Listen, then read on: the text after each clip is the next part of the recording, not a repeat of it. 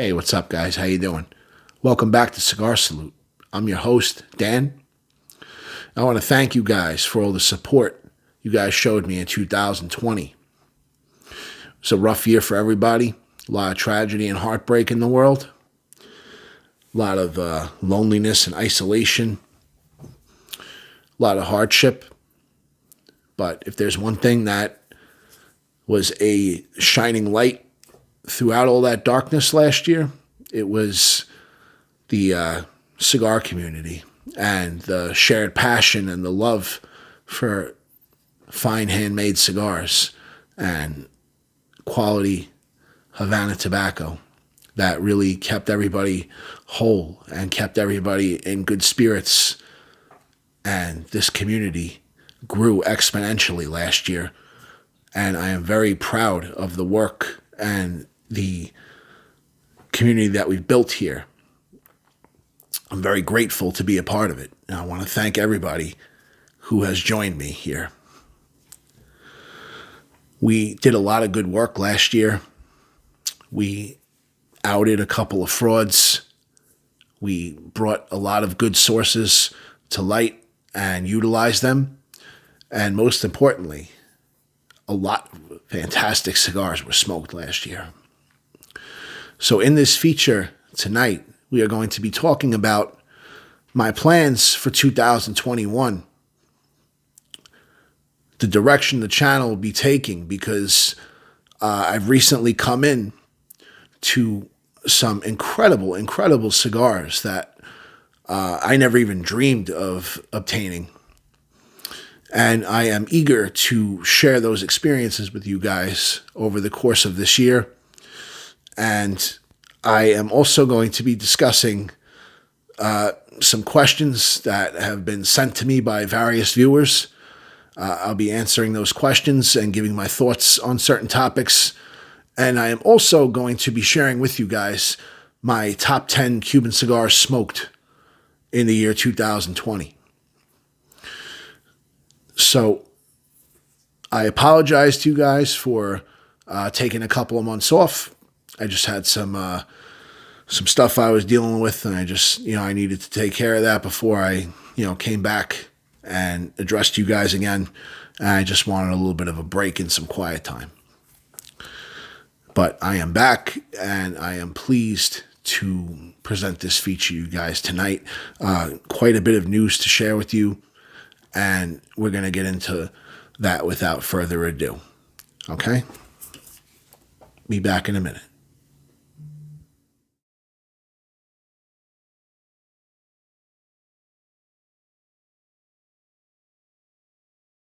Welcome back, guys.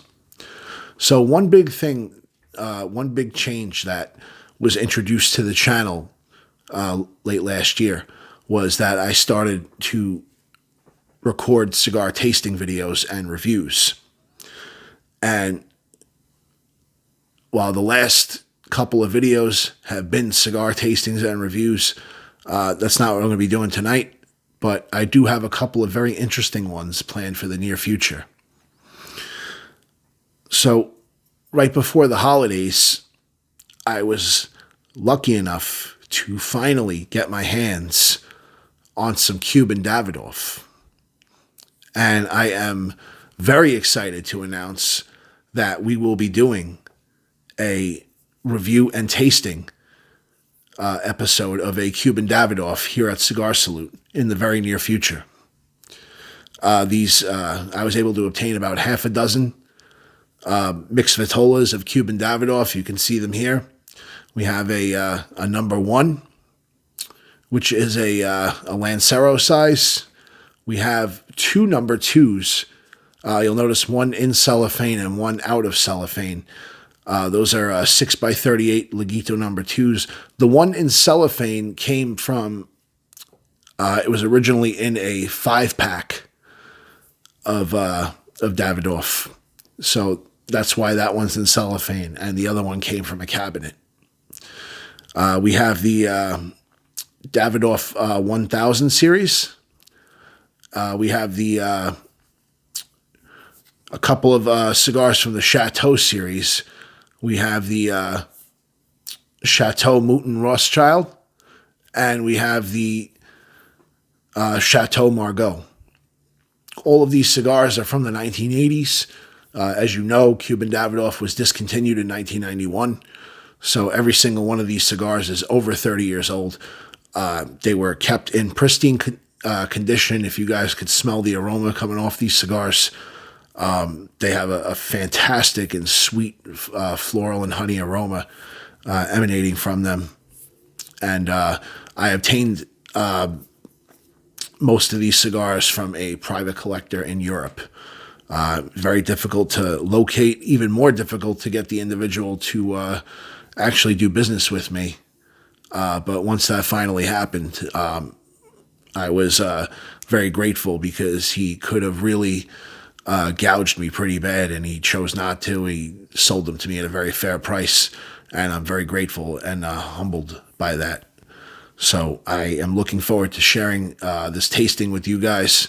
It'll be my first Cuban Davidoff smoked, and I am just absolutely nonplussed that not only do I get to try a Cuban Davidoff, I can try a few Cuban Davidoffs from each line in the marca and still have a couple for my collection.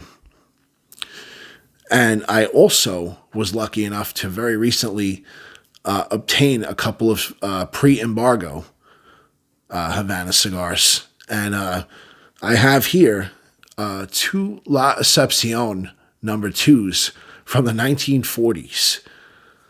And I obtained these from a vintage cigar broker who is a member of my Facebook cigar club. And also, these were sold at a very fair price for considering their age and whatnot. And these were kept extremely well. So we are going to be doing video reviews and tastings for both of these cigars. And if you guys have seen Dave Dude on YouTube, you know that Dave is a big vintage cigar guy, and very eager to get his opinion on a couple of these cigars, because I know that this is right in his wheelhouse. And Dave has been gracious before in helping me get photographs of the Cohiba band security tells before I had the right equipment to do it. And he has a very, very interesting channel, and he has access to some of the rarest stuff you could possibly think of. If you haven't seen his video reviews, I would highly recommend that you guys check out Dave Dude, because he has videos up of what's called the Holy Trinity of Cuba tobacco and Habanos SA special releases and whatnot. He has tastings up of videos of those cigars. He does a review on I think it's between 1913 and 1931. He has a video tasting up of Fonseca as well, and just all sorts of really cool, interesting stuff. And he always goes into detail in regards to the backstory for the cigars. And if anybody's interested in the history and the lore of some of the brands, Dave is definitely a guy that you want to tune into to check out his content.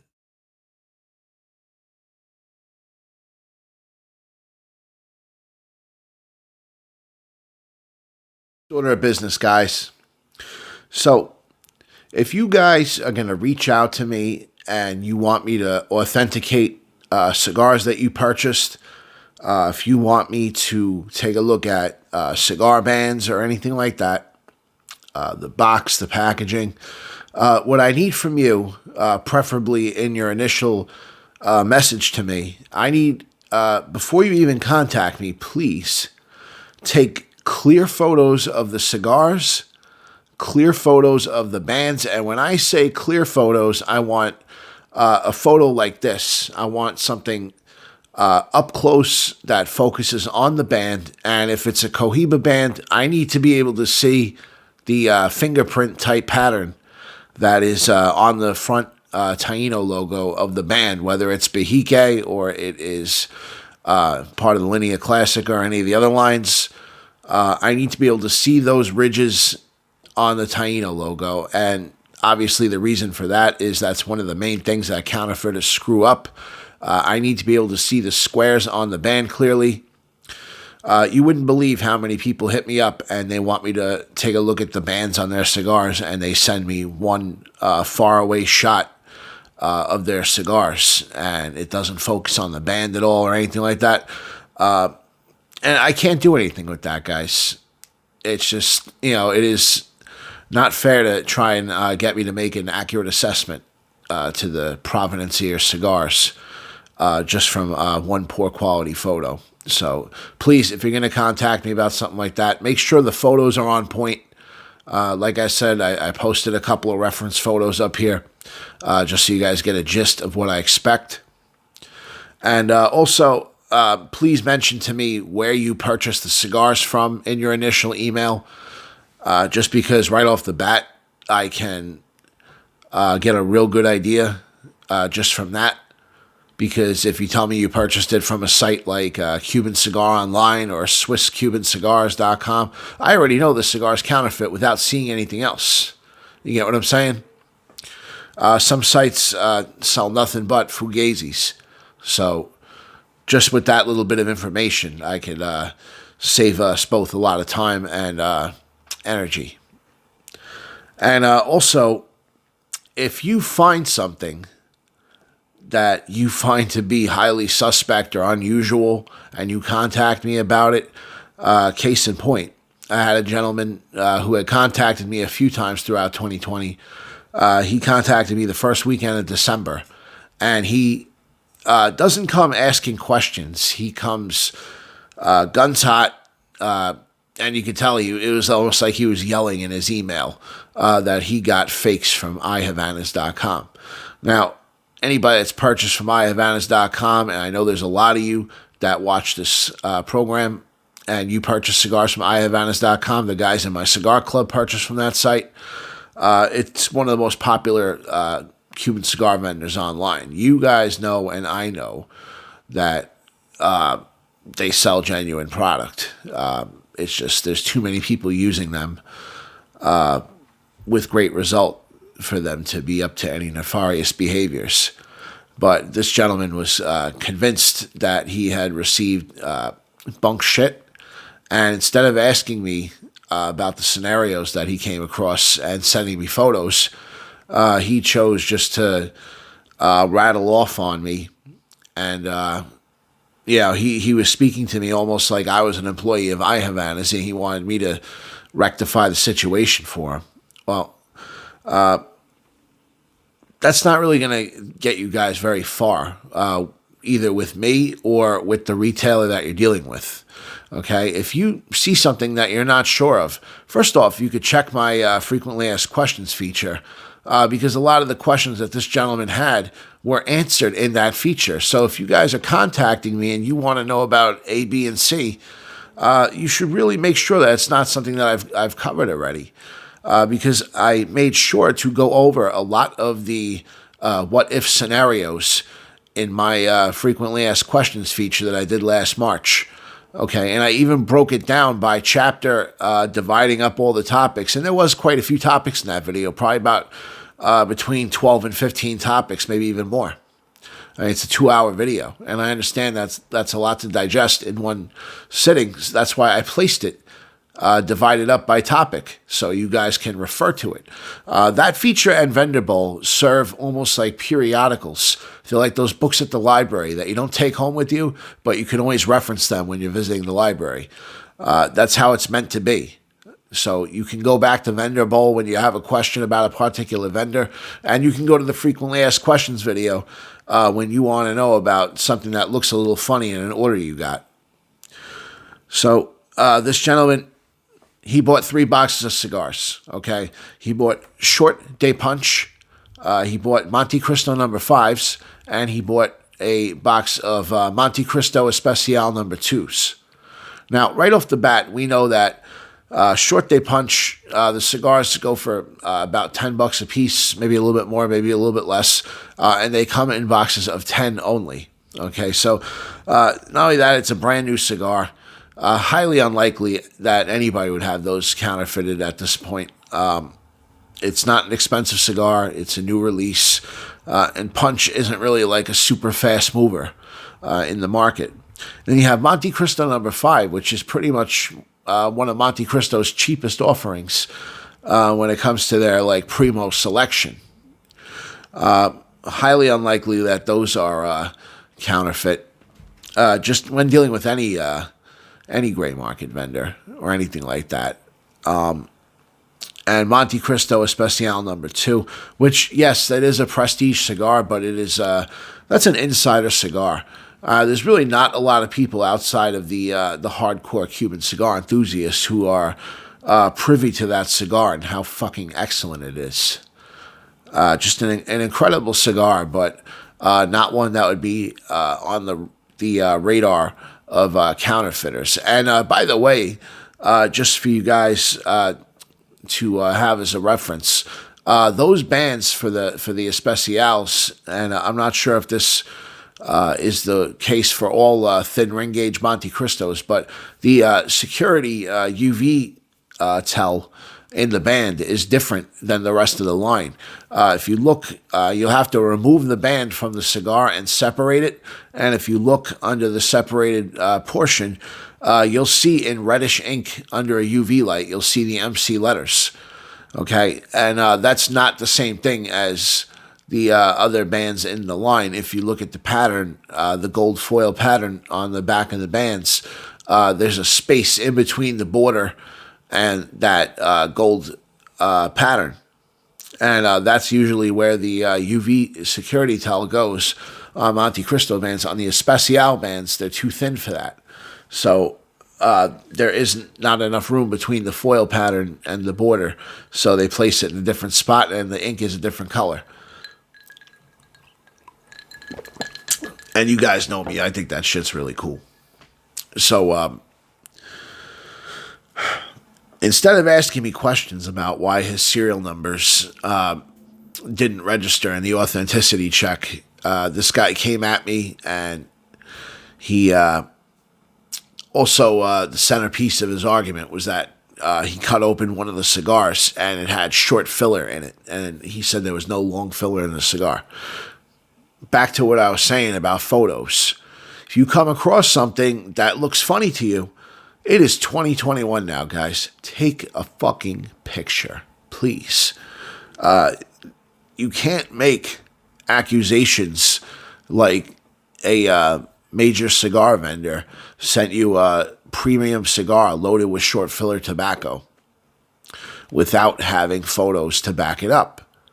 And naturally, when I asked him to produce photos, which could have been done by him cutting open another cigar, he neglected to do so.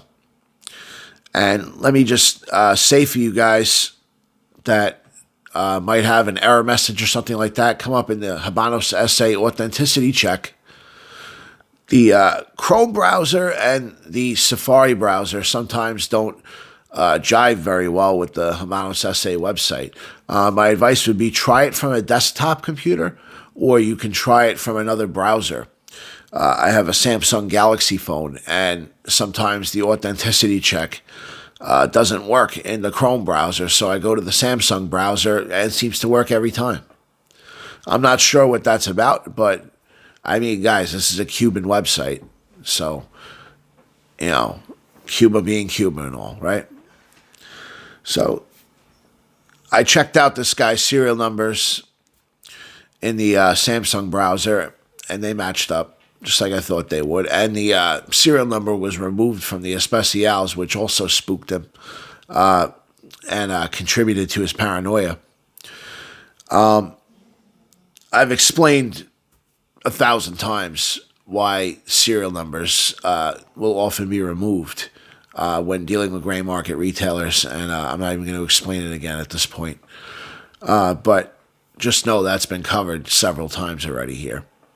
And it is common practice. It's nothing to worry about, okay?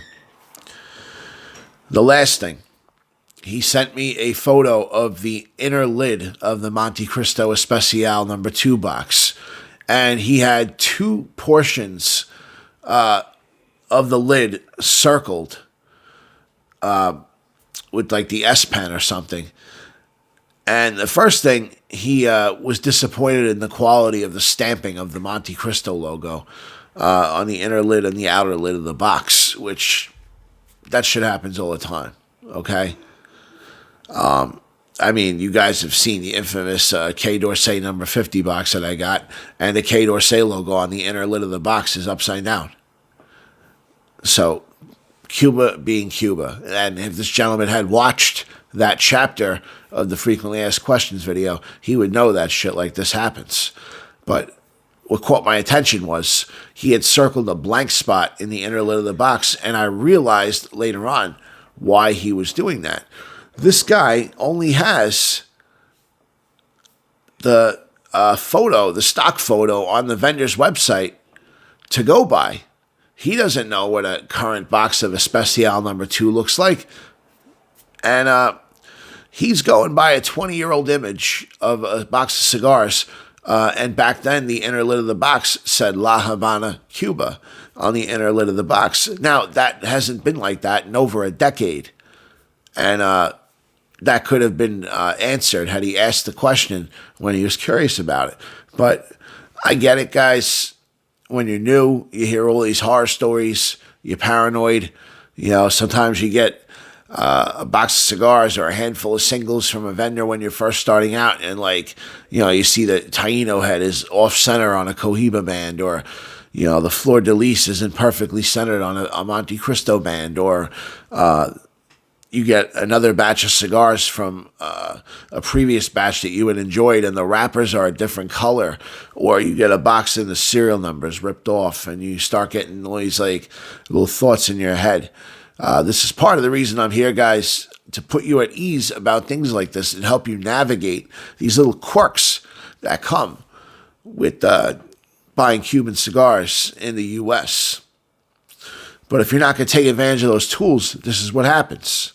And I apologize for the rant, guys, because the majority of you guys are awesome. And it's just every now and then someone comes along and, you know, I got to kind of vent about it a little bit because it is, it's frustrating, you know. But anyways, guys, on to the next topic.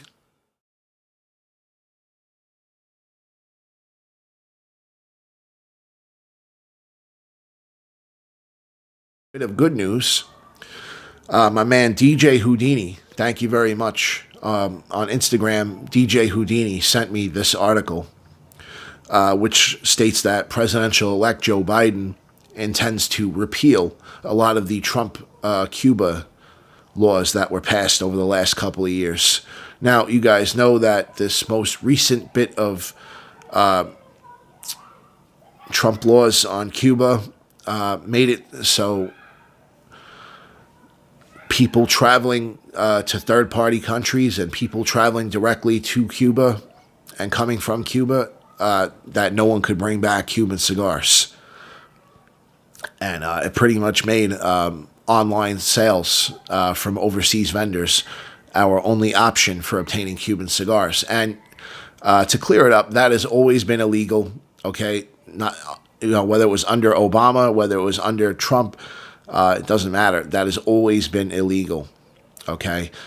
During certain parts of the Obama administration, it was legal to bring back Cuban cigars from Cuba and to bring them back from another country, but it has never been legal to purchase cigars online from an overseas vendor and have them shipped via mail to the U.S., okay? So, not that I think it's a big deal or anything like that, but I just want to let you guys know that and clarify that because I have had people confused about this, and I need to remind you guys that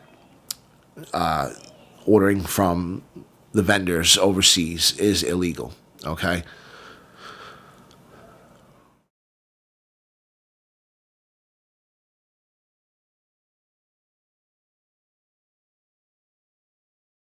So another thing that I want to shoot on, guys, aging cigars and minimum aging times. Okay. One of my viewers made a very generous offer to me recently, and that was to send me some screenshots of minimum recommended aging times from Min Rodney's book. And while I thank you, and that was a very generous offer that you made, I respectfully declined the offer. And my reason for doing this was because one of the problems that I am running into when I talk to some of you guys is that there's quite a few of you guys sitting on a very large cache of some fantastic cigars, some beautiful purchases that you've made, and you haven't smoked any of them yet. And the answers I get, oh, well, this one only has 1.5 years from the box date. These ones are only 8 months old. These ones are only 1 year old. This person told me that these cigars are a waste of time to smoke before they're 5 years old. This person told me they need to sit for 2 years before they're any good. This person told me 3 years. This person told me 10 years. This person said that these cigars don't get good till 20 years. Well, I commend your patience, but let me just say, there's 25 in the box typically, and at the very least, usually 10. So it won't kill you to try a cigar before those minimum recommended aging times. And you may be very pleasantly surprised to find out, like I've been saying for a couple of years now, that Cuban cigars over the last couple of years, the old aging adages have gone out the window. Cigars aren't taking 2 years to get quote unquote good anymore. Some of these cigars are smoking extremely well with well under 1 year from their box date. The quality of Cuban tobacco the last few years has been phenomenal. So if you're sitting on a box of cigars, especially if it's a 25 count box or cabinet, or if it's a 50 cab especially, don't be afraid to take a cigar or two out and sample one before 2 years, or before 1.5 years, or before 3 years. The other thing is that you're not going to even know if a box of cigars has really great aging potential until you see how it is in its young form. Generally, they say that the stronger cigars age better than the more mild ones. If you guys have experienced aged cigars, you know that they decline in strength, and they also lose some of that pop that they get when they're young. Now, especially if you guys are coming from the American market cigars, the Nicaraguans and some of the Dominicans that are coming out now that are loaded up with Ligero primings and stuff, I can promise you that the strongest Cuban cigar is not comparable strength-wise to a strong Nicaraguan cigar. You guys might find that you enjoy the youthful punch that a Cuban cigar has with under 1 year from its box date. And don't assume that because a cigar is young that it's automatically going to be super strong and tannic or bitter or anything like that. That's not the game anymore. I'm smoking cigars with 8-9 months from the box date, and they're phenomenal. I'm smoking cigars 6 months from the box date, and they're already smoking extremely well. And yes, tobacco changes with time. But the thing is that, let me give you an example. So the example that this gentleman sent me in his email was that Min Rodney recommends that Partagas shorts be aged for a minimum of 2 years before you smoke one, right? So last March, I got a 25 count dress box of Partagas shorts. You guys have seen it in screenshots in the videos before. I'll put it up again. That box of Partagas shorts had a box date of July 2019 on it, and I received it in early March of 2020. So I think I waited about 2 or 3 weeks before I dug into that box, and those cigars were phenomenal. They were strong, but they had a beautiful, beautiful butterscotch flavor, and the level of punch with them. It was a really, really enjoyable cigar. And now, over a year and a half from the box date, those cigars are still excellent, but they're not the same as when I got them. Flavor-wise, they're different now. The flavors, that butterscotch flavor has transformed into more of like a floral earthy note. And some of that punch that the cigars had when I first got them is missing. Those cigars have already transformed from what they were when I got them. Now, if I had waited 2 years to try one of those cigars, I never would have experienced any of that transformation of the flavors, and I would never have experienced the wonderful flavors that I got from those cigars when they were fresh. And I would have been upset to somehow find out if there was a way. I would be very upset to find out that I missed out on those cigars while they were young. And seeing how certain cigars progress, I think can really help you make better decisions about how long to age certain cigars for and which cigars might be the best candidates for aging. I think really experiencing these things for yourself is always the best way to go when it comes to cigars. So I just want to gently appeal to you guys that if you guys are sitting on a stack of boxes of cigars and you haven't touched the majority of them because you think that they're too young, maybe reconsider that. And maybe you could use people's minimum aging recommendations as just that, a recommendation or a guideline. They don't have to be religion. Discover things for yourselves. Form your own opinions on things. You know, you don't want somebody else dictating your hobby, or you don't want to cater or tailor your cigar passion for what somebody else thinks. Even me. You know, I want you guys to form your own opinions and make your own observations. That's just, something I wanted to get off my chest. It's something that I've always had a little bit of an issue with. And while I would never tell anybody how to smoke their cigars or how to, which cigars they should be sitting on or which ones are not worth their time, because I realize that my tastes might not be the same as others. Okay, the cigars that I enjoy that other people hate, that get railed on in the forums and whatnot consistently, that I enjoy. You know what I mean? So, anyways, guys, on to the next topic.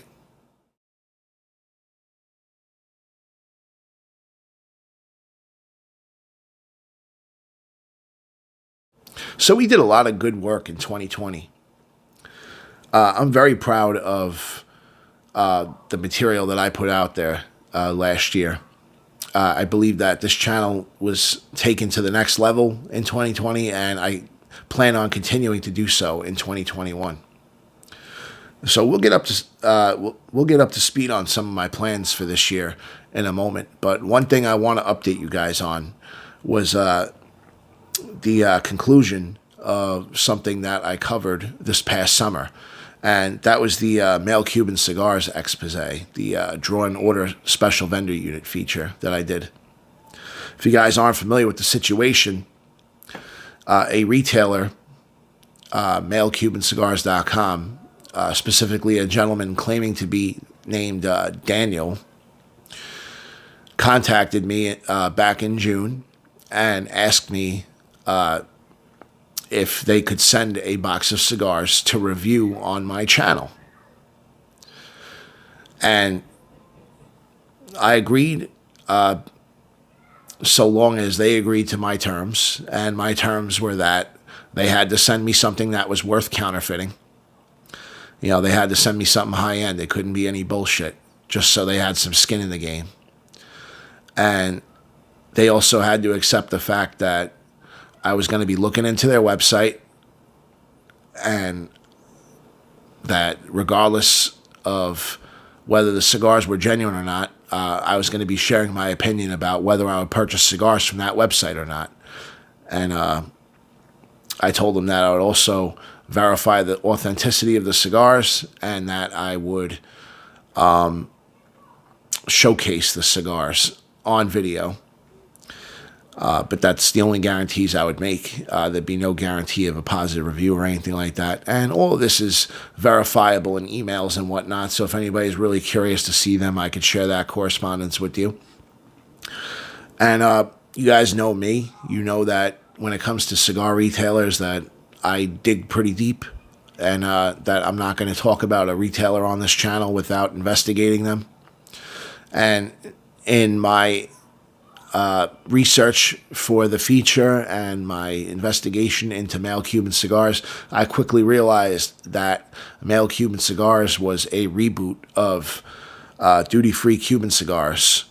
And my big concern was that the gentleman, Damian Bancroft, who runs duty-free Cuban cigars, he basically pulled an exit scam with duty-free Cuban cigars, and he basically skipped out on a bunch of orders that were unfulfilled to his customers. So he took money from a whole bunch of people, and he shut the site down and never filled out those orders, and basically stole thousands of dollars from people.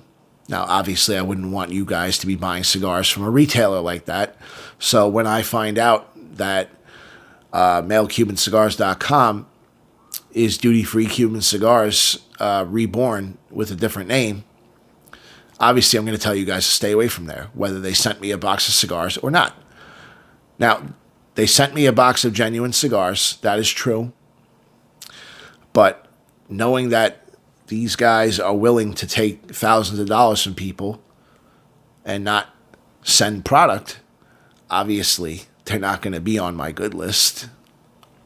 So while I thought that was the conclusion of the whole saga, the gentleman who adamantly denied any of my accusations, despite the amount of proof that I had in my feature, which is viewable on the channel, the gentleman that I spoke to via email, he asked for the cigars back. I told them, fuck off, that those cigars were compensation for my research.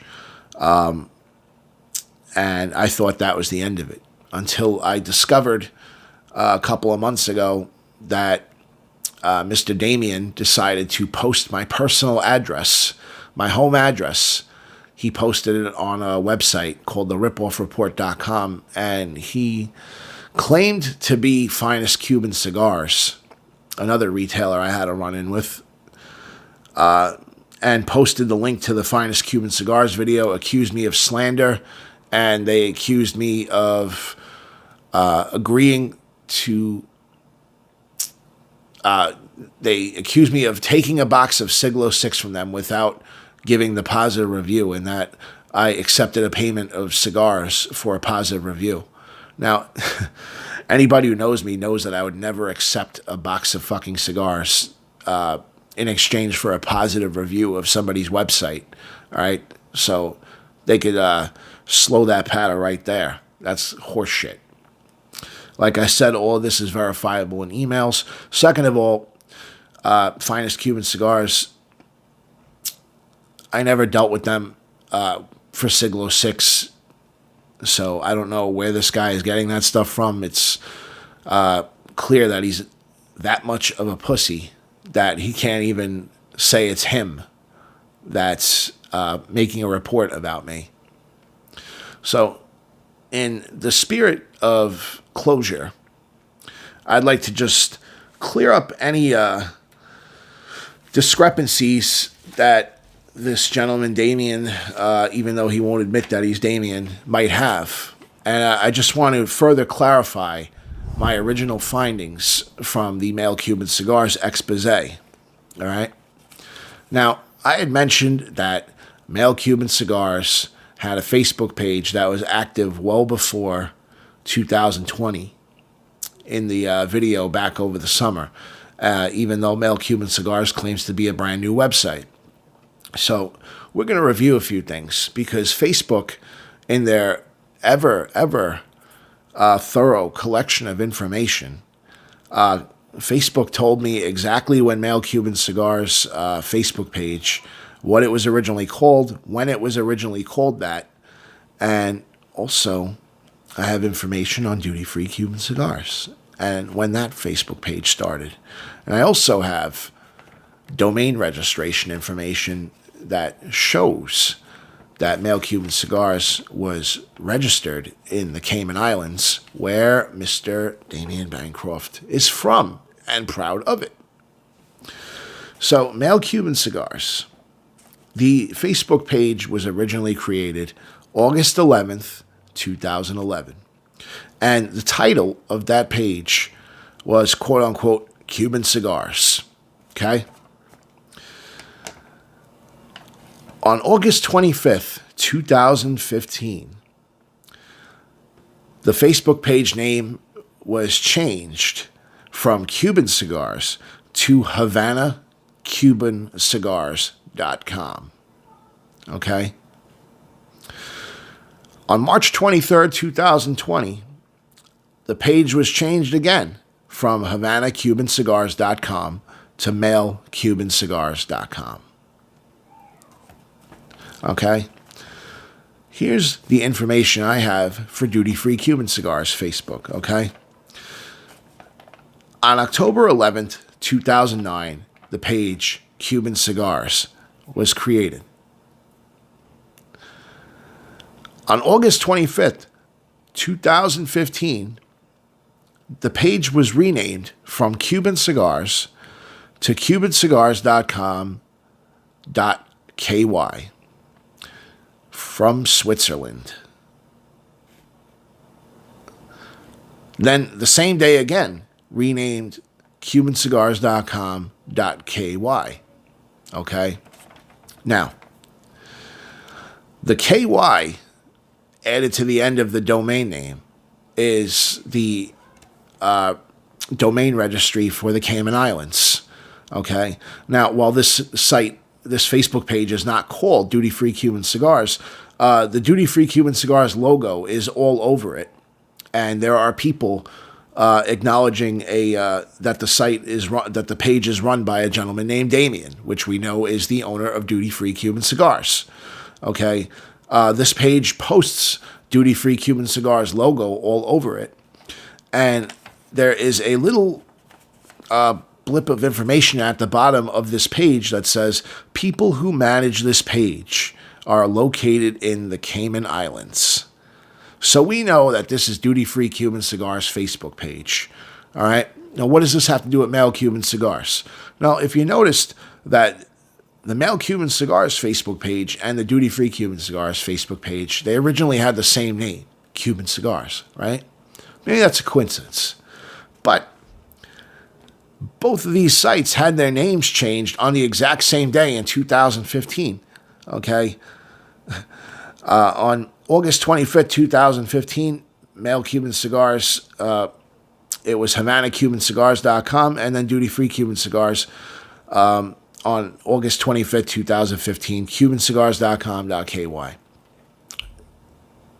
It's the same person running both of those Facebook pages. The same person that's running the Duty Free Cuban Cigars Facebook page is running Male Cuban Cigars Facebook page. If you fucking tell me otherwise, then I don't know what to do with you, okay? There's just...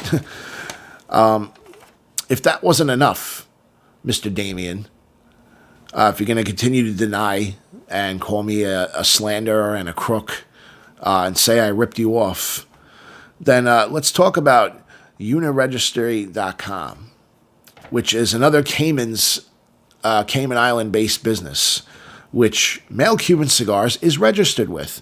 Now, Uniregister.com was purchased by GoDaddy back in February of 2020. So the new name of the service is GoDaddy Online Services Cayman Islands Limited, which Male Cuban Cigars, which you claim yourself in your rebuttal emails has no link to Cayman Islands, but your webpage was registered, the domain name was registered in the Cayman Islands? Get the fuck out of here, dude. Like, come on. You're as bad or worse than Bill from Finest Cuban Cigars. Yeah, I don't get it. Like, you got exposed. That's all there is to it. You tried to play me. I wasn't letting it happen. And that's all there is to it. I didn't want to gloat too much in that original video. But now you made it personal. You posted my home address online for everybody to see, which, I mean, nobody can really, there's not much anybody can really do with that anyway. All right? I ain't worried about that. But it's more the principle of the thing. You let months go by. You don't say a word. Then you post this garbage. Then you go on cigaranalysis.com, which I am very confident you are, in fact, the administrator, owner of that website, just based on what I uncovered back in the video over the summer, which I didn't even go into in that video just because it's not a can of worms worth opening up again. But it is, I did mention that Duty-Free Cuban Cigars suspiciously has the highest rating on that site, which I barely know anyone who even used the site to begin with, and the people I do know don't have anything good to say about it. So how did that fucking site get the highest rating on the site? You know? You also specifically asked me not to show your Swiss address in the video. And the cigars didn't even come from Switzerland. They came from the same Hungary drop shipper that Cigars of Habanos orders come from. So what was the point of telling me not to show off the Switzerland address unless you didn't want people to see it was the same address as Duty-Free Cuban Cigars? I don't know. But I'm just going to say, the case is closed. You think you're being funny? You posting my personal address? Take your best shot, Damien.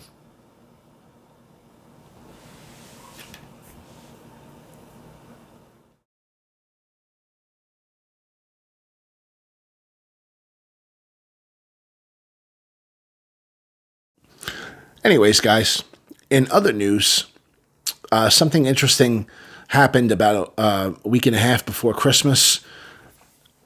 I received an email from none other than Mr. David Garofalo, which, if you guys don't recall, he is the owner of Two Guys Cigar Shop in the New England area, and he is also the owner of United Cigars, which distributes the Atabey brand. And you guys may remember me discussing him during my Atabey Brewhouse review that I dropped back in September.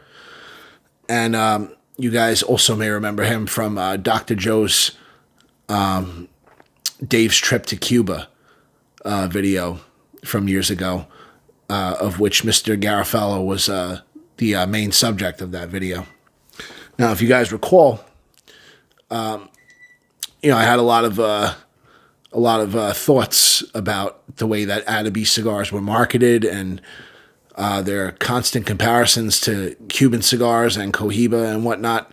And Mr. Garofalo actually took the time to watch the feature, and he reached out to me afterwards. I'd like to share that email with you guys. Dear Daniel, I was forwarded your YouTube episode about Atabey, September 7, 2020, which included mentions of me and my companies. I had the time to watch that episode and some of your other episodes yesterday as we got hit with the snowstorm, which was bad for business, but at the same time gave me time to catch up on things like watching your show for the first time. Although I was beat up a little, I enjoyed the episode and the others. You gave your passionate opinions, which were respectful, and although I disagree with some of what you had to say, I respect your opinions and I share your passion, not just about cigars in general, but about all cigars, including Cuban cigars. I am hoping someday our paths will cross, as I would love to sit down with you over a cigar, give you my opinions and hear yours on a few topics and see where we agree. I have CC'd Oliver Navard on this email, who runs United Cigars. I want him to see this communication as it relates to him also. Merry Christmas and a happy and healthy New Year. Dave. Now, I know that I went in on Dave a little bit in my Atabey feature. And I also said that I didn't want to make this a bash on Dave fest, because some of the things that I was calling him out on, there's many other American cigar manufacturers who are guilty of the same exact sins. And I want you guys to know that I don't have any personal, beef with Dave Garofalo or anything like that. And I would be more than happy to sit down with him and, discuss cigars and whatnot, or even if he wanted to have some kind of like Zoom chat or something on CigarSalute, or if he wanted me to, vice versa on his program, the Cigar Authority. I'm always open to dialoguing with anybody who is respectful and a gentleman. And I have to say that Dave was a gentleman, and I really, truly appreciate that he took the time to reach out to me.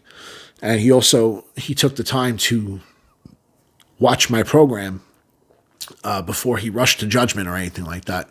So that definitely meant a lot to me. I'd be interested in hearing him discuss Cuban cigars, because I'm a little conflicted about what his opinions on Habanos are, because it seems he's saying in the email that he really enjoys Cuban cigars, but if you watch some or listen to there was a podcast that the Cigar Authority did a few months ago, and I'll post the link at the bottom. And shouts again to Michael Brayton for bringing this to my attention. And it was right from around the time that President Trump had passed those new laws in regards to Cuba at the end of September, in regards to traveling to Cuba and purchasing Cuban cigars from foreign countries, where obviously that policy has changed. And, they were saying things, not just Dave, but his co-hosts, who I forget who they are. Maybe might have been Skip Martin from Romacraft. Maybe I'm mistaken.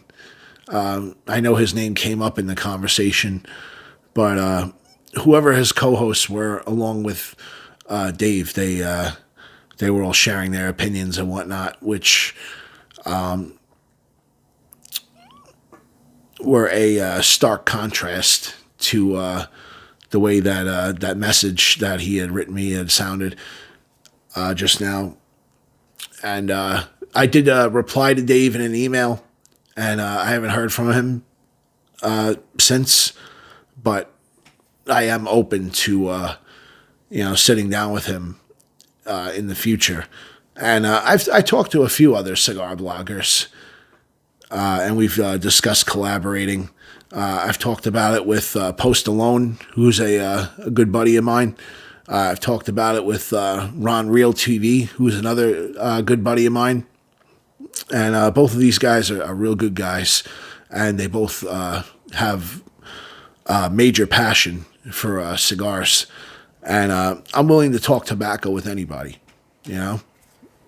And it's nice to really get some recognition in the community, and it's nice to dialogue with other folks who are just as passionate about this stuff as I am. And I believe that's the best way to exchange ideas and innovate and bring quality content to you guys, is to have an honest, open, and respectful dialogue with the creators of this content.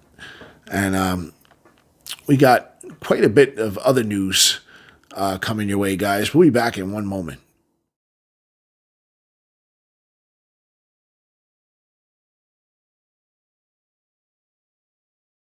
Hey, what's up, guys? Welcome back.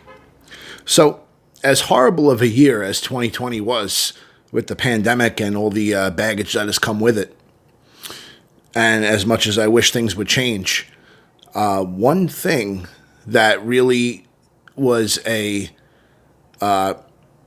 shining light in all the darkness that occurred last year was that myself and many other cigar enthusiasts found themselves with more time to enjoy their cigars. And a lot of us really explored our collections and maybe lit up those cigars we were saving for a special occasion, or those cigars that we forgot we even had tucked away in a dark corner of our humidor. Maybe we dusted off that box and cracked it open finally and started enjoying our cigars that we had been aging and saving for special occasions. And I'm very, very pleased to say that in 2020, I smoked so many incredible cigars. It's difficult for me even just to pick 10 out. And I'm also pleased to say that 2020, the production remains extremely high quality, just like 2019 and 2018 before it. We are still in a golden age of Habanos right now. And as I've said earlier in other features, that I personally believe that a lot of the old aging standards and whatnot of letting cigars rest for a year or two before you even touch one to avoid the sick period and whatnot, I still believe that those standards have gone out the window, and I am finding more and more cigars that are smoking incredibly way before even a year from the box date.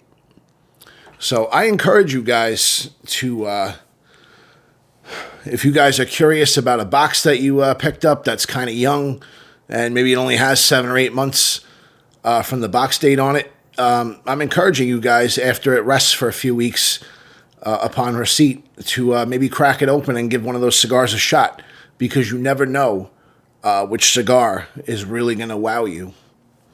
And a couple of these cigars on this list I'm about to go through, they were smoked and impressed me that much with less than a year of age on it. Okay?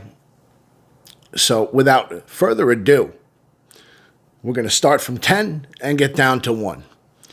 And number 10 is the Sancho Panza Non Plus.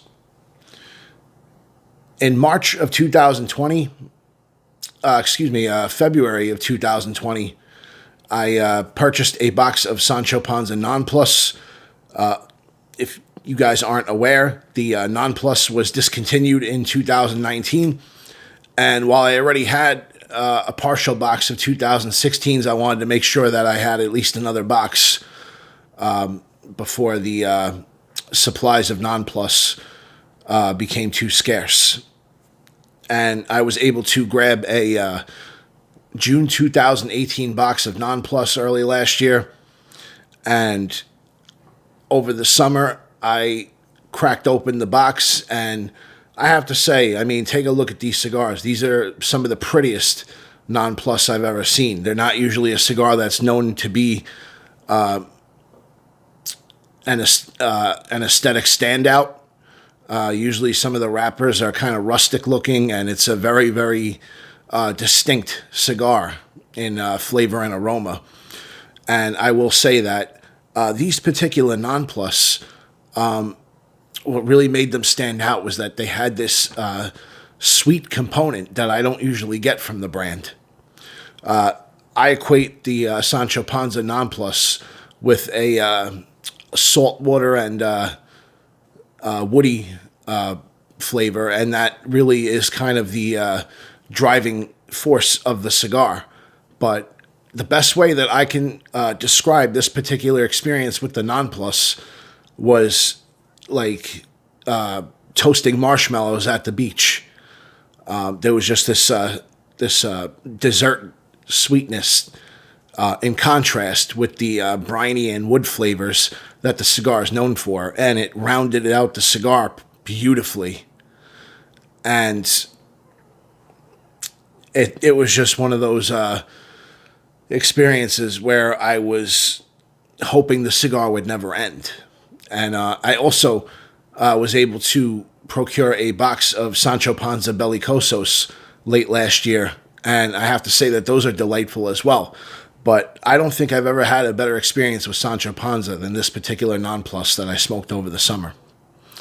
And since I've had that cigar, I was able to do a box split on a March 2019 box with one of my friends and viewers, Michael Brayton. What's up, Mike? And my advice to you guys is that if you don't have any of this cigar right now, before it's gone, before it becomes unobtainium for any sort of reasonable price, I would highly advise you to either do a box split or grab a box. You're not going to be able to get them as cheap as when they were in production, but better late than never, I say. And if you don't like it, you'll have no problem getting rid of it on any of the sales groups online. So, number 9, okay? This should come as no surprise to you guys. I did a feature on this cigar late last year, and that is the Punch Mantua, which is the regional edition for Italy 2018. It is a 6x38 Panatella, aka Laghito number 2. And if you guys couldn't tell by my video review of the cigar, that I find it to be an incredible regional edition cigar and an incredible punch. The cigar, it has some characteristics that remind me more of La Gloria Cubana than a standard cigar from the Punch line. And the floral, woody, and sweet notes of this cigar were just very elegant and graceful. They are smoking beautifully right now, and I'm sure they're only going to get better with a couple more years on them. They're not the kind of cigars that I would sit on for a decade before I touched one. Unfortunately, these cigars are hard to come by, getting harder to come by every week now. There was only 2,500 boxes produced, and they were only sold in cabinets of 50. I know that Cigar1.com had singles for sale at one point relatively recently. If you can find a few singles, or if you can find somebody getting rid of 5ers or 10-packs in any of the online cigar forums or groups, then I highly advise you jump on that before they become too scarce for you to be able to locate any for a reasonable price. I'm not a big regional and limitada chaser, but I am more prone to giving the regionals a shot because they tend to be more of the niche marcas and local brands. And the Panatella Vitola, anything that comes out in a Panatella Vitola is going to get my attention, just because you guys know that I have that love for the slim cigars. And man, this cigar works so well in this format. And I highly advise you guys, if you have an opportunity to try the Punch Mantua, definitely get on that, because it was definitely one of the best cigar experiences that I had in 2020, and repeatedly so. I smoked at least 6 or 7 Mantua in 2020, and every single one of them wowed me. Number 8 on this list comes as no surprise. You guys have heard me rave about this cigar multiple times already. It was number 1 on one of my Humidor scores lists last year, and that is the Ramon Iones Small Club Corona. The 2019 productions of this cigar have continued to wow me. About a third of the way through a second box of them now. The Partagas factory, anything that was coming out of the Partagas factory the last couple of years is just, it seems to be on fire right now. And the Small Club Corona is no exception. These cigars just have a delightful, rich and decadent flavor. They're very affordable. The format is a demi-Corona format, 4 1/3 by 42 ring gauge. Same format as the Bolivar Corona Juniors or San Cristobal de la Habana El Principe or Partagas Shorts. And every one of those cigars I just listed is smoking beautifully. And the Small Club Corona is probably, in my opinion, the king of the demi-Corona format, and proof that Habanos SA and Cuba produce the best small format cigars in the world. I believe that the Small Club Corona is the best cigar in the Ramon Iones marca right now. And if you haven't checked it out, I think everybody should have a box of these. On top of them being affordable and delicious, they are reliable and consistent cigars. Relatively small production numbers mean consistency in my book. They all seem to come out of the same factory. I rarely see them with codes outside of the Partagas factory code, though I'm sure that they do get produced in other factories. But if you can get something with either the MSU or TUA box codes, I'm not a big box code chaser, but the anything with the mother factory of Partagas factory code, it seems to be guaranteed home run. So keep that in mind. Number 7. Now, I don't want you guys to feel like I'm cheating you with these regional editions and whatnot, but I'm going strictly by what my best cigar experiences were in 2020. And number 7 on my list is the La Gloria Cubana Britannica's Extra Regional Edition, United Kingdom, 2017. So I know what you're thinking, Dan, a 2017 Regional Edition, it just came out in 2020. These cigars showed up somewhere around the middle of the year. Finally, after much delays, probably had something to do with the 500,000 La Gloria Cubana Serie D number 5s that they had to produce for Spain. And that's probably why we haven't seen the MDO number 4 rolled in years either. But let me tell you that these Britannica's Extra, which are double Perfectos, 5 3/8 by 48 ring gauge, they come in cabinets of 10, 6,000 boxes produced, and Gemma Freeman, who works for Hunters and Frankow, she actually located a vintage La Gloria Cubana band in some kind of catalog, and she had these bands commissioned for this release. And you could see the comparison between the standard La Gloria Cubana band and the ones on the Britannica's Extra. You could see the extra coloring and detail in the woman that adorns the band, and it gives the cigar a very classy look. And let me tell you that the construction, draw, and flavor on these cigars is immaculate, and the flavors scream everything that I love about La Gloria Cubana. There's the honey-like sweetness with the floral bouquet, a little bit of woody notes, and some earthiness, and some baking spice.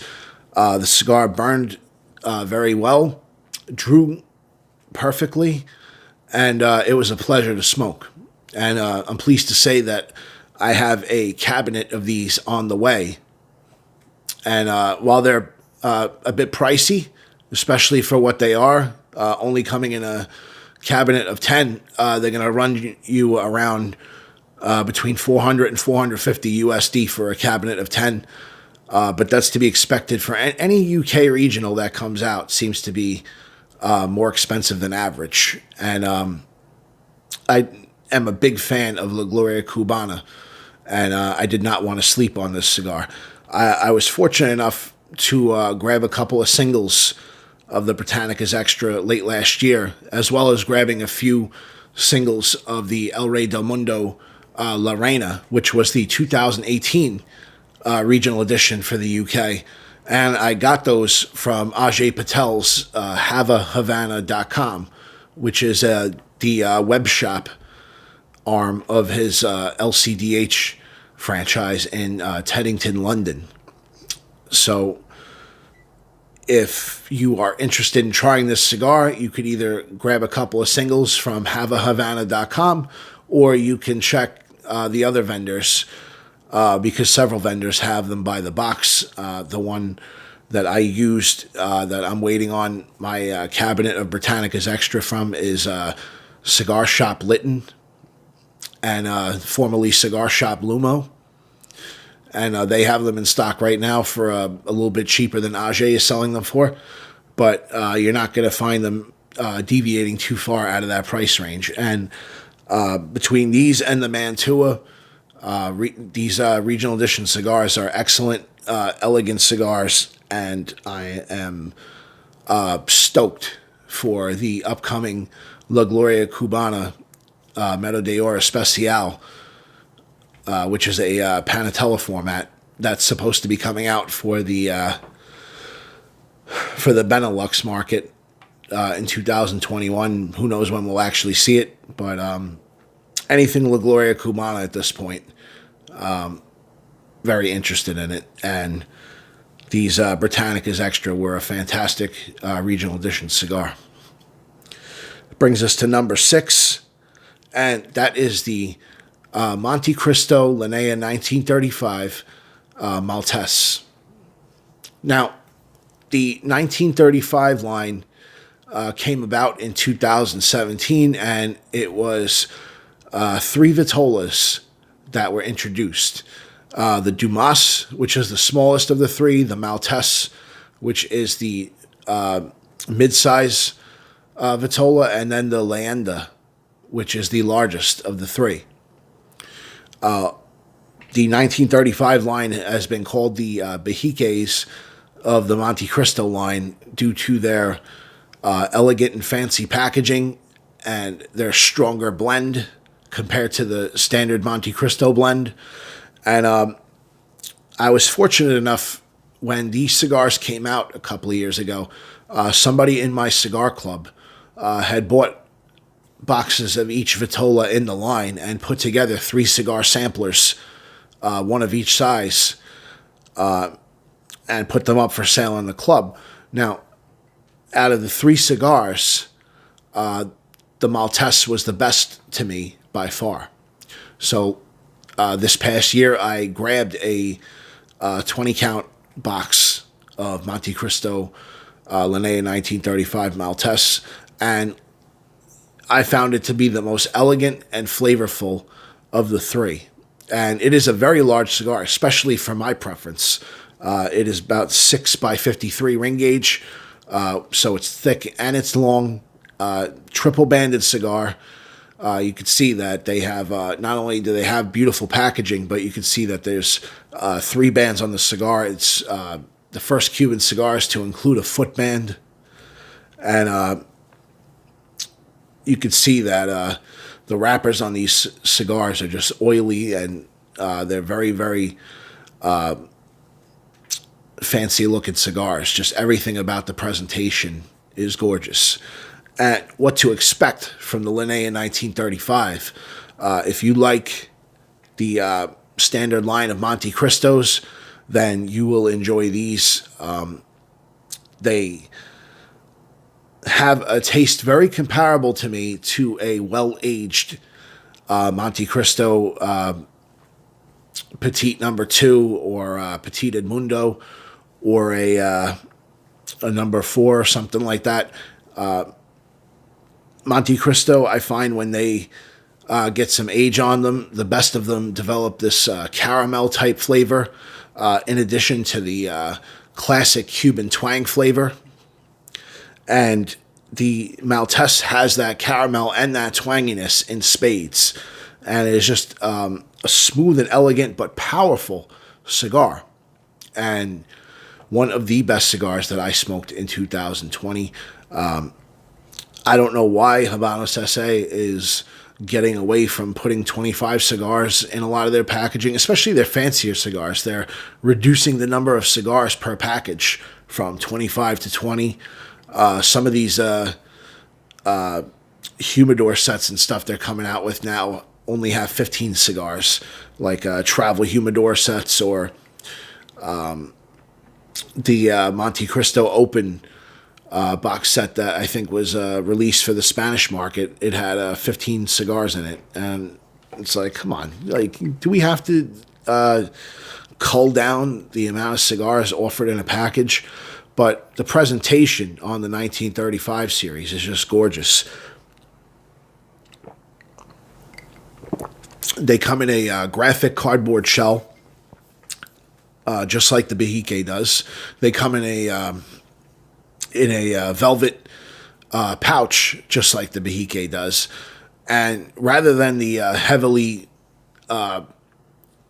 glossed and lacquered box that the Behike comes in, these have a matte finish, but it is just as beautiful in my opinion. I love the Fleur de Lis logo on top, and then you look at the front, and they are actually embossed on the front of the box and whatnot. And you open it up, and it's got that nice graphic placard just discussing the 1935 line, how it came about, what it represents, and the cigars themselves. Again, beautiful presentation. The first triple-banded Cuban cigars, as far as I'm aware. If I'm wrong on that, my apologies. But I'm 99% sure that those are the first triple-banded Cuban cigars. So moving on, number 5 is a cigar that is legendary in the Cuban cigar community, but for some reason or another, I slept on it for a very long time, and I really was remiss in kind of shying away from this entire marca for a long time. And that's something that really changed last year. And the absolute best that I had from this marca last year was the Connoisseur number 1. And if you are not familiar with that cigar, then the brand I am talking about is H. Upmann. So the H. Upmann Connoisseur number 1 is a Hermosos number 4 Vitola, 5x48. Also, some people call it a Robusto.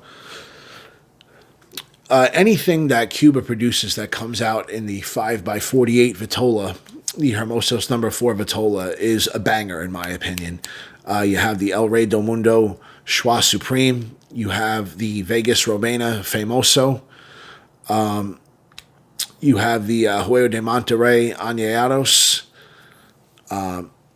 You have the Romeo and Julieta Exhibition number 4, which I am waiting on a box of those right now as we speak. And you have these H. Upmann Connoisseur number 1s, which they have this delightful shortbread, peanuts, baking spice, floral earth, and almost like the twanginess of the Monte Cristo, all mixing together. And the cigar just, I grabbed a few from a tobacco shop in the Netherlands last summer, and I blew through the 5-pack that I had ordered from them so quickly that I had to get another cabinet from Cigars of Habanos because I didn't want to be without the cigar. And the cabinet was even more impressive than the singles I got. The late 2019 productions of the Connoisseur number 1 are simply fantastic, and I look forward to seeing how the cabinet develops with time. Smoke them young, smoke them aged, doesn't matter. The H. Upmann Connoisseur number 1 is one of the best Cuban cigars you could buy. They're not cheap, but for a cigar of this caliber, they're absolutely worth the money.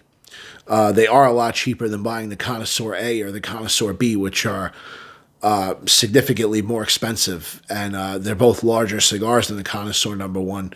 But I believe that the Connoisseur number 1 is a much better value. And the flavors are similar, but I believe the Connoisseur number 1 to be superior to those cigars, even though the Connoisseur A is excellent. And I haven't tried the Connoisseur number 2 yet, but if you are interested in trying a great cigar from H. Upmann, obviously the Sir Winston is one of the apex of Habanos SA, but as the Sir Winston becomes rarer and rarer, I would say right now, in terms of availability, this is the best cigar you can get from H. Upmann right now.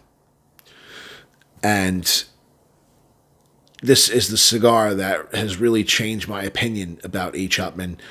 And it has motivated me to explore the rest of the marca.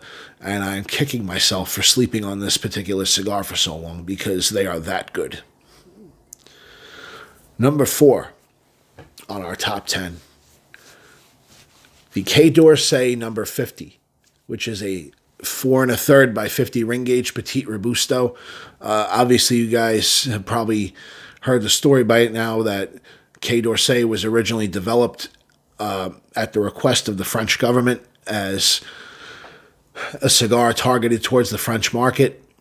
And in 2015, Habanos S.A. quietly wound down production of Quai d'Orsay, and in early 2017, they relaunched the brand with an updated logo and updated bands, and they came out with a brand new blend, and they released 2 new Vitolas and had culled all previously existing Vitolas in the marca, with the exception of the Coronas Claros, which are very hard to find nowadays. That is the only original Vitola from the marca from before the 2017 relaunch that is still in production today, and it sees sporadic, inconsistent production at best.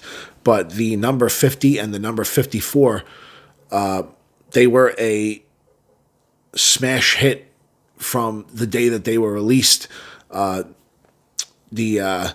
cigars have fluctuated in price in accordance with the demand for them. They're almost always sold out at most of the vendors. But as of late, I guess the supply is finally catching up with the demand. Let me tell you right now that if you have not tried Quai d'Orsay, or if you tried Quai d'Orsay years ago before the relaunch and the reblending of the brand, you need to try Quai d'Orsay again, or you need to try Quai d'Orsay for the first time, because the number 50 is an incredible, elegant cigar that demonstrates so much grace and so much finesse and so much flavor out of such a light cigar.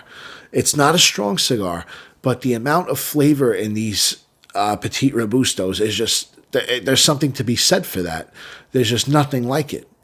You're talking floral, herbal, woody, sweet, with almost like some mineral, like graphite type note mixed in on some examples.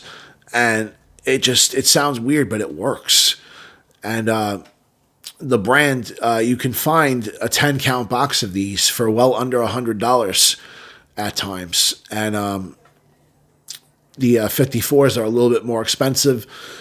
But let me just say that this is one of the most successful relaunches I've ever seen take place with Habanos S.A. And Quai d'Orsay went from being a super niche local brand that not a lot of people, even myself, I'm kicking myself for that, because I was around in the Cuban cigar world for a few years before the original Quai d'Orsay was axed and then the relaunch. But I never bothered to give the original Quai d'Orsay the time of day, and I'm kicking myself for that. But I am pleased to say that this relaunch of Quai d'Orsay, like the stuff that Quai d'Orsay has now, is absolutely incredible. Phenomenal, elegant cigars, and there's just nothing else like it. And I will say that fans of Punch, Romeo and Juliet, Cohiba, and Fonseca would probably really enjoy these cigars. And just the presentation, the bands and everything, they're just extremely elegant cigars. Beautiful, beautiful presentation. And the flavor is just the brightness and the floral notes. There's just nothing else like it. So we got 3 cigars left in the top 10, and we're going to take a quick break, and we'll be right back.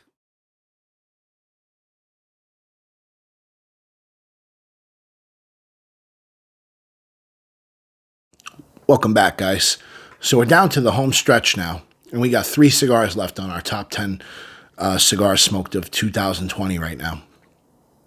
So the number 3 cigar that I smoked in 2020.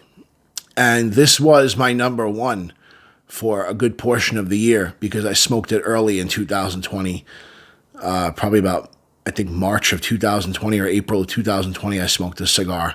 And it wowed me that much that it was my number one for most of the year, up until probably about the fall. But it is a Cohiba Siglo 4. Now, the Siglo 4 is always going to have a special place in my heart because it was the first Habano that I ever smoked about 7 years ago. And I'm very pleased to say that current productions of Cohiba, period, are phenomenal. But the Siglo 4 is just the bee's knees, man. They don't need a lot of time at all to start shining bright.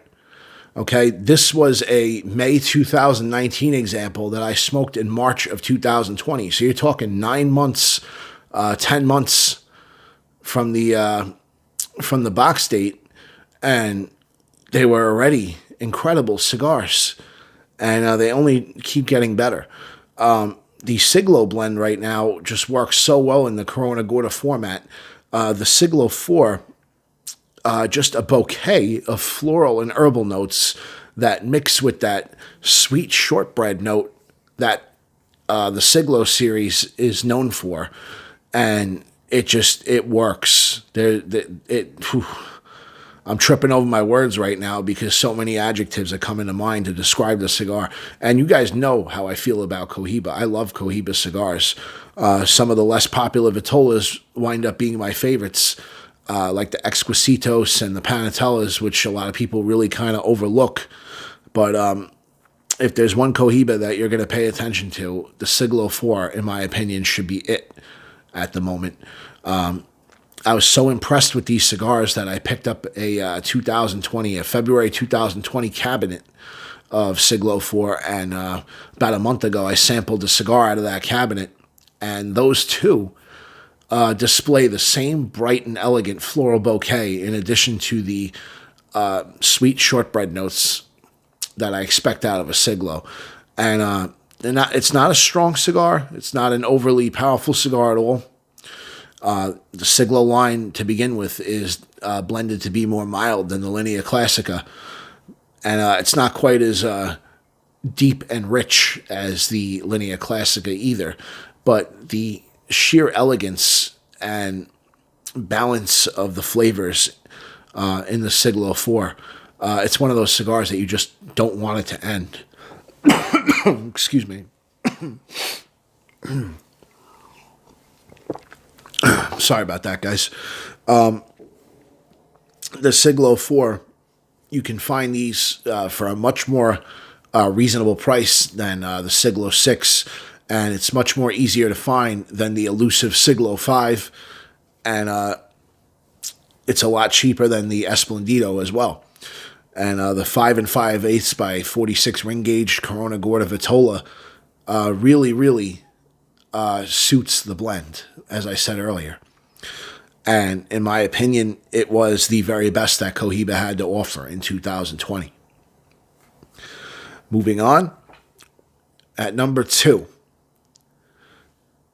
is a newcomer to the Habanos SA catalog, and this was one of 3 new Vitolas released for this marca in late 2019, and in 2020 they started to make their way out to the market more and more, and it was a very, very welcomed addition to the marca, and that is the Trinidad Media Luna.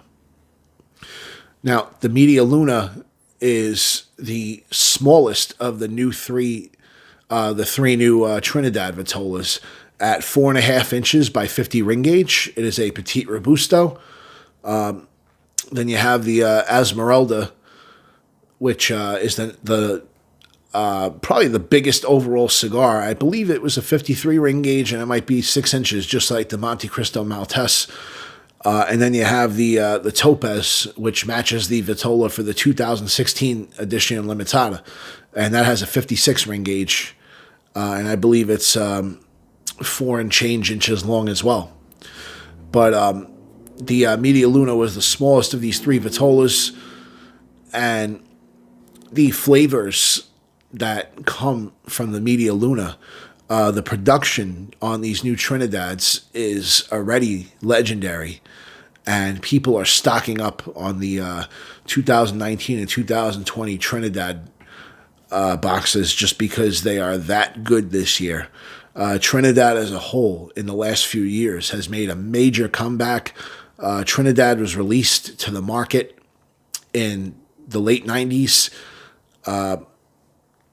to much critical acclaim, and then sometime after the mid-2000s, production on Trinidad apparently dropped off, and it was hanging on what seemed like by a thread for a few years in the early 2010s. And when they, right before they geared up to release the Vigia in, I believe it was 2014 or 15, there were even rumors going around that the brand was going to get axed. Thankfully, that didn't happen, and Trinidad, ever since the release of the Vigia a few years back, has been on the upswing, and the quality of Trinidad production right now is just, there's something to be said for how great it really is. And if you're paying attention to the Cuban cigar market, Trinidad is a brand that you really don't want to ignore right now. And out of all the good Trinidads that I smoked in 2020, and there were quite a few, I would highly recommend that you give the Media Luna a shot. They are frequently on sale for very reasonable prices. You could pick up a cabinet of 12 for as low as $130, $140, depending on where you go for it. I Havanas right now has them on sale, or they did have the flash sale anyway, and they were selling them for about $165. Cigars of Habanos had them on sale for a similar price recently. So if you pay attention to the sales at the vendors, definitely get on that and grab yourself a cabinet, and hopefully production stays like this.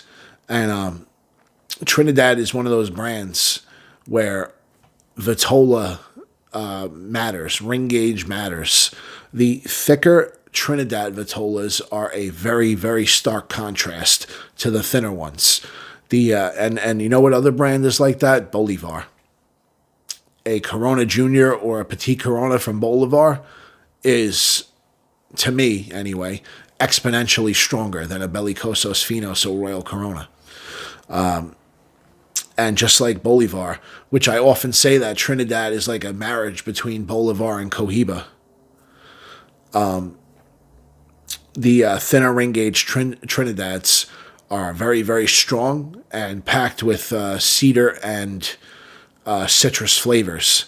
But as you go up in ring gauge, the Media Luna really shows, and the Vigia, they really show the contrast between the thicker Vitolas, which have a much more mellow vibe to them, and they have those citrus notes and faint notes of cedar, but they also really, really bump up on the floral notes and the sweetness, okay?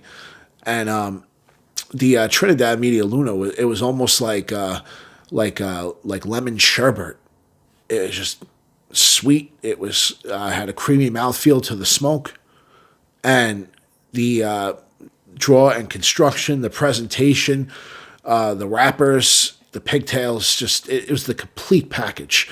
And if it wasn't for the cigar I'm about to talk about, the Media Luna probably would have been my number one pick for 2020. I ran through a fiver of these like it was nothing because they were that fucking good. And I want you guys to know that I compiled this list before Cigar Aficionado released their top 25 cigars of 2020. Okay? Because the cigar I'm about to talk about was actually the highest rated Cuban cigar in the Cigar Aficionado top 25. And if you guys recall, in Humidor Scores Volume 3, I sang the praises of this particular cigar back then. Now, there was no cigar that pleasantly surprised me as much this year as the Short Day Punch. The Short Day Punch is a 4 3/4 by 50 ring gauge Petite Robusto. Just like the Demi Corona format, Habanos S.A. has been fucking killing it when it comes to these Petite Robustos. The Short Day Punch has it all. They have this beautiful honey and peanut flavors combined with floral notes, earthy notes, and baking spices, and just the sweetness and the elegance of the Short Day Punch. You would not think that you were smoking a $9 cigar or a $10 cigar when you were smoking this thing. You would think it was a $15 or $20 cigar at least, just because of how good it really is. And I know they might be a little tough to find right now because the cigar was rated at number 5 on Cigar Aficionado's Top 25. I had a feeling that they were going to do really well in the top 25. So I had purchased an extra cabinet before, an extra box before the top 25 was announced. But the Short Day Punch, definitely keep your eyes out for it if you don't have one already. Boxes of these cigars, you can find them between $90 and $150, depending on who you go and where you go for a box. Unfortunately, they're only available in boxes of 10. I would like to see them released in cabinets of 25 or maybe even 50. This is a cigar that is not going to go anywhere anytime soon because everybody I know that has picked up a box of these things falls in love with them. And they were originally released, they were premiered in the Swiss market early in 2000, maybe late in 2019. And I have to say that the September 2019 box that I got probably about a year after it was made, I got, I think, my first box in September of 2020. Just incredible cigar. And I knew that they were getting good reviews, and I knew that people in my cigar club and everything were praising them, but I did not think that they were going to be that good. I lit one of those up, and it's one of those cigars that I just looked at it like, holy shit. And it was just in a year where I smoked a lot of amazing cigars, the Short Day Punch just took it to another level. And the top 4 or 5 that I just listed, all of these cigars, they brought me to a very similar level of wow. But the Short Day Punch, I believe, deserves the most praise. And I'm glad to see the punch marker getting recognition that I believe it deserves. I have a soft spot for punch the same way I have a soft spot for Cohiba. Whereas Cohiba was my first Cuban cigar, Punch was the brand that really sucked me into the culture of Habanos. And I have Punch to thank for my interest in Cuban cigars today and the level of passion that I have for them today. So to get something this good from a brand that's that important to me, it really, it was a great year for cigars. 2020 might have sucked for everything else, but if not for cigars, 2020 would have been a lot worse for me personally. And I know a lot of you guys feel the same way.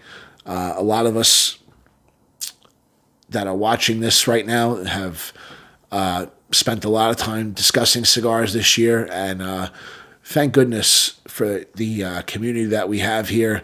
For those of you who are interested in joining the Cuban Cigar Club on Facebook, hit me up, because the level of camaraderie and friendship that we have over there, it really just made a shitty situation with lockdowns and quarantines and the isolation that comes with it. It really it made life a lot more bearable last year. I want to thank every single one of you guys for that, because you guys really, we're getting through a very hard time in life right now, and by sticking together and supporting each other and sharing our passion. If we can uplift each other just a little bit, every day or every so often, and catch up and share our passion for cigars, it's a beautiful thing. So I'm very grateful to have this platform and have the other platforms to be able to connect with you guys.